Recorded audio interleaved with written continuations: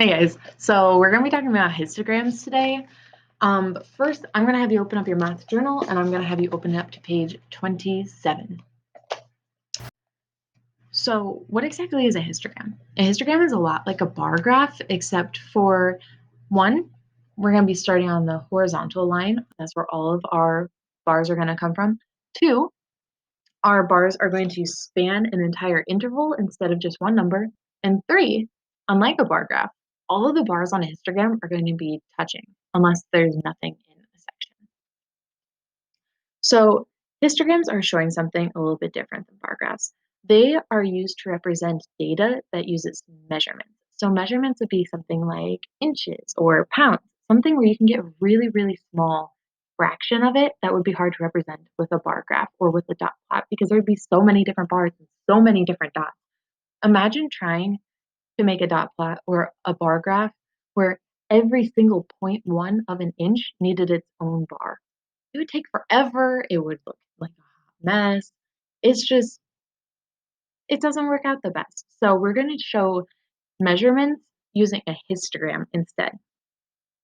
Um, can you think of anything else that you would use a histogram for? So histogram, we put everything into bins. Bins are going to be these right here. So this first bar is called a bin because it is all numbers between 60 and 70. Think of these bins as like a bin that you would put your school stuff in, like a box almost. So you would put them into these bins and you would categorize them. Whereas usually you do it by pens and pencils. In this case, we're going to be doing it by inches. So 60 to 70 inches goes in one, 70 to 80 goes in another, 80 to 90 goes in another, and so on and so forth. So first, we're going to talk about that. And now we're going to get to go through our questions. Yay! So question number one at the bottom of your page is, what do the numbers on the horizontal axis represent? So they're the average annual snowfall in inches. So we have um, a description down below right here where it says snowfall in inches, and up here it tells us average annual snowfall. So that's how we know that each of these sections are going to be the annual snowfall in inches. And notice that the the bars don't come off of the 70 or off of the 80 individually. Remember, they're in those bins. So they come off of the 60 to 70 range, not just 70, not just 80. Two, what do the numbers on the vertical axis represent? Remember, that's the one that goes up and down. And they represent the number of cities that have had an average annual snowfall in each interval. So if you look at this first interval, there have been 5 cities that have had 60 to 70 inches of snowfall.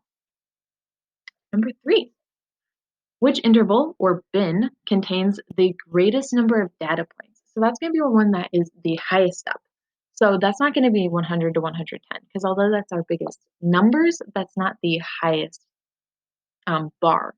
So our highest bar is going to be 60 to 70. But if you look, 70 to 80 also has 5 cities in that category. So it's going to be 60 to 70 and 70 to 80. We don't want to put 60 to 80 because that's two separate bins.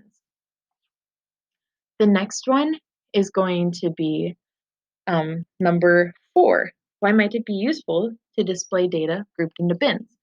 So it's just easier to get the overall picture when you use bins. If you had every single one differently, you'd see a lot of variance, and it would just be kind of hard to understand what's going on. So we put them into bins just to help us get an overall picture. Number 5. How would you include a city with an average annual snowfall of 70 inches on the graph? So if you look on 70 inches, there's a line. And you're like, okay, what exactly do I do? Do I go down? Do I go up? When it's not exactly a number, when it's on one of those bars, you're just going to push it up into the next bin. So it falls into the 70 to 80 bin. And question number 6, how would you include cities with average snowfalls of 55 inches on the graph? So there's not a bin for 55 inches. So we would have to create a bin for 50 to 60 inches because if we don't have a bin for it, we can't put it onto our graph. Okay, we're going to stop right there. Hopefully you guys have a bit of an understanding on what a histogram is. We're going to go over it more, don't worry.